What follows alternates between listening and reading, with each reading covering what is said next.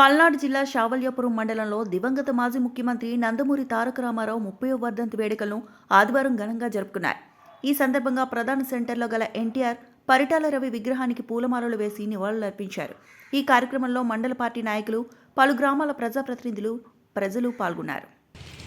దాన్ని ముందుకు తీసుకెళ్తున్నందుకు మన చంద్రబాబు నాయుడు గారికి మీ అందరూ తప్పని ద్వారా ఒక స్వాగతం పలకాల్సిందిగా కోరుతున్నాం. అలాగే మన యువ నాయకుడు లోకేష్ బాబు గారు, పవన్ కళ్యాణ్ గారు, ఈ పార్టీ ఇట్నే ఉంటది 15 ఏళ్ళ దాకా మేము చేయాలని కూడా మన పవన్ కళ్యాణ్ గారు కూడా ప్రతి ఒక్క మీటింగ్ లో వాగ్దానం కూడా ఇవ్వడం జరుగుతుంది.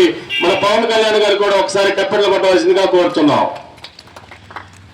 ఈ కార్యక్రమాన్ని మనం అన్ని గ్రామాల్లో కనుల పండుగ జరుపుకుంటామంటే ఆనాడు మన ఎన్టీ రామారావు గారు పెట్టిన పార్టీ తెలుగుదేశం పార్టీ.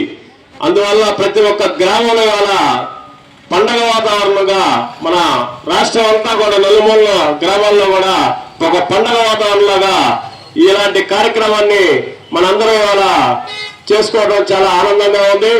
మన తెలుగుదేశం పార్టీ ప్రవేశపెట్టిన పథకాల్లో కూడా మన సూపర్ 6 పథకాల్లో కూడా మన చంద్రబాబు నాయుడు గారు కూడా అన్ని అమలు చేయడం జరిగింది.